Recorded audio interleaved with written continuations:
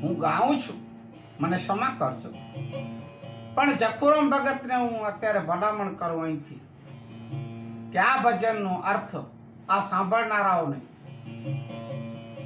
આપ એનો અર્થ કરી અર્થસાર એક એક શબ્દોનું તો આપ જરા જ્ઞાન પીરસી અને આ ભજન વાણી પદનું જો કે હાલે તો આજે આપણે એક જ રાખશું, સમય સમય બીજા 3 ભજન રાખશું, પણ આ ચારેય ભજનોની જે અર્થ છે